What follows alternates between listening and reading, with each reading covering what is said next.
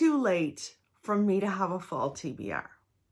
I hope not, because that is what we're doing here today. I realized because I basically took all of September off, I never ended up creating a fall TBR, as far as I know. Watch me go back to all of the August videos and find one and realize I've totally abandoned those books. In any case, we're going to suppress that fear and go through some books that I think would be lovely to read during the fall. The first book that I would like to read is Unsettled Ground by Claire Fuller. This starts off with a couple of siblings, I believe they are twins, taking care of their mother and living with their mother, and she dies very unexpectedly. And it starts off with some snow falling around this beautiful little home that she lives in. And I think this would be perfect to start reading in November. Usually here in Ottawa, we get our first snowfall. Well, honestly, it can happen in October, absolutely. I have gone out many a time trick-or-treating when I was little and it would be snowing. So all that to say, I would like to read this around the time that the first snow falls here in Ottawa. Now, these twins are in their 50s, I believe, and they've always lived at home with their mom. And when she dies, people start threatening them. I think they're trying to take the house because she lives in this home in the English countryside. I don't know why they're trying to take the house. I have never read Claire Fuller, but I have most of her books on my shelves because I've just heard incredible things. So I'd love to read that. Also, this cover, stunning. Of course, we are moving into November, and because of that, I definitely love to pick up World War II historical fiction in November. There's just something about that time of year that I just need to. And so I'd love to read The Last Train to London by Meg Waite Clayton. I think I'll probably end up listening to this on audio because it's a bit of a beast. It is, oh no, it's not. It's less than 500 pages. It just seems big. In any case, this follows a few characters. It is 1936, and we follow 15-year-old Stephen Newman, who is a Jewish boy living in Austria. Now, of course, this is the rise of Hitler and Nazi thoughts and the rise of that party. And he is just trying to live his life. However, you know that the war is going to start. You know that suddenly Jewish people are going to be tormented and sent to concentration camps. You know, we follow him, and we also follow a woman who is their only hope, or one of their only hopes. Truus Weissmuller. She is a childless Dutch woman who risked her life to smuggle children out of Nazi-occupied lands. And this is following her trying to get all of these Jewish children out before they are sent to concentration camps. And I think he is one of those children. There's lots of people on the back here who loved this book, including Heather Morris, Karen Joy Fowler. So I definitely want to read it. Oh, and Kristen Hanna.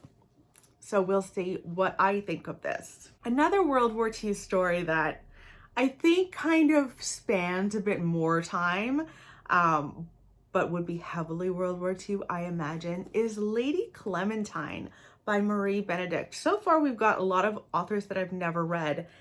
Marie Benedict is a huge author, and she has a book usually comes out every single year. She often focuses on characters in history, people in history, and kind of reimagines their lives. And so this focuses on Clementine Churchill, who is Winston Churchill's wife. And it follows them when they meet and her experience during the war as well. It just sounds incredible. And I've wanted to read this for a good long time now.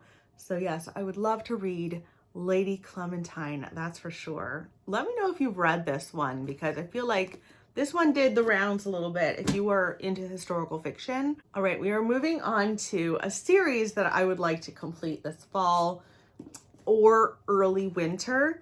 This is the Junolina series. I picked it back up. Another book of theirs that I'm reading right now is The Sandman. So I'm in the middle of that. That's in my bedroom, but I still have quite a few to go through. Once I'm finished The Sandman, I have to read Stalker and then The Rabbit Hunter, and then I have to pick up Lazarus as well. So I will read all of these. I'm really enjoying them. They're really intense. Definitely have you flipping the pages. One thing that I love about this series is that the chapters are so short, like unbelievably short, usually just like 3 or 4 pages, and then you're moving on, but it just makes you continue to go through. And the whole series follows a detective named Junolina, and he deals with different mysteries that he has to solve. They are incredibly violent, unbelievably violent. Don't read it if you are squeamish. But The Sandman begins a whole series about a serial killer that Junolina is not introduced to because he's in his history, but has to deal with. He has to deal with this serial killer, I think, throughout the rest of the series. I don't know how far in, but I'm really looking forward to that. And then I think they have another book coming out in January, so I'll definitely be reading that. And by the way, Lars Kepler is a husband-wife duo, and you know from Nikki French that works well for me.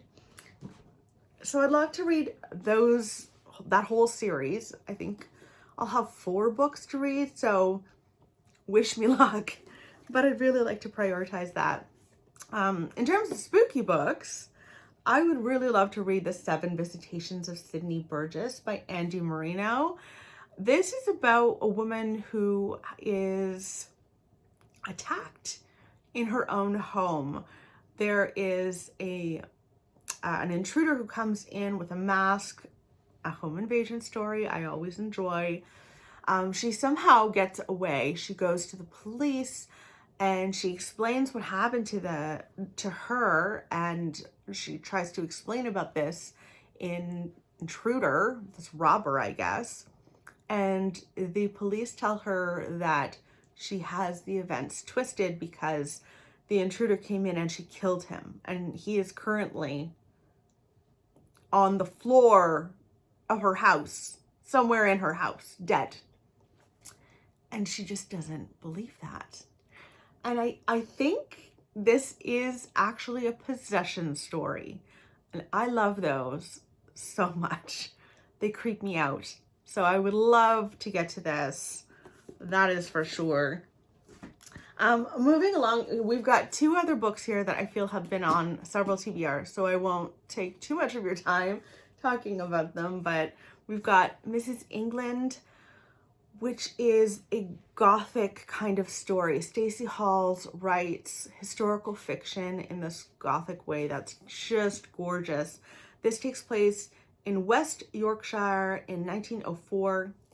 We follow Ruby, who is a nurse, and she ends up going to take care of children, the England children in West Yorkshire.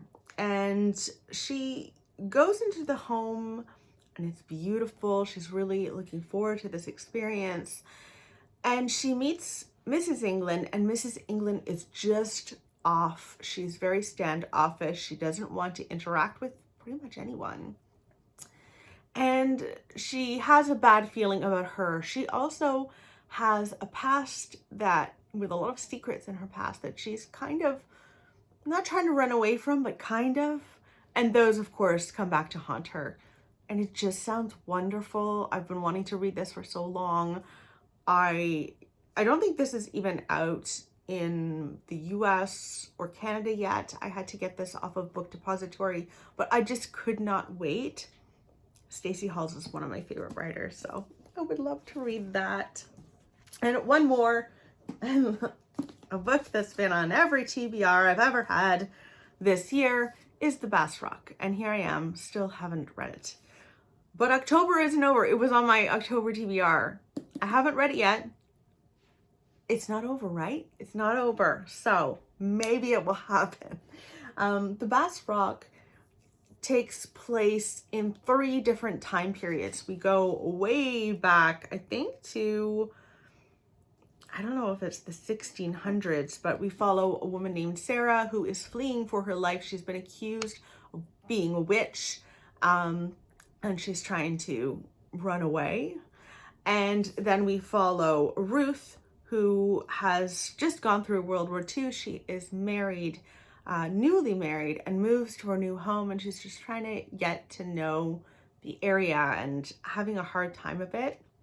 And then we follow Ruth's offspring way down the line. I think it's like 60 or 70 years later. And we follow Viv, who is mourning the death of her father. She is now going through Ruth's home and finding Ruth's possessions. It does sound incredible. So many people have loved this. I don't know why I have put this off. No idea. No idea, because I know I'm going to love it. And that would be my first Evie Wyld. Lots of firsts, not all of them, but quite a few firsts for me. So that's very exciting. Let me know in the comments below, what is on your fall TBR? I know we're in the midst of fall. To me, fall starts like September 1st. I've been reading so many creepy books. As you guys know, that's basically all I've wanted to read, is just thrillers upon thrillers, a little horror sprinkled in here and there. And that's about it. That's what I wanted. So yeah, let me know what has been on your fall TBR and what have you been getting to on that TBR. I'd love to know how you guys are doing, and I will see you very soon. All my love to you. Bye.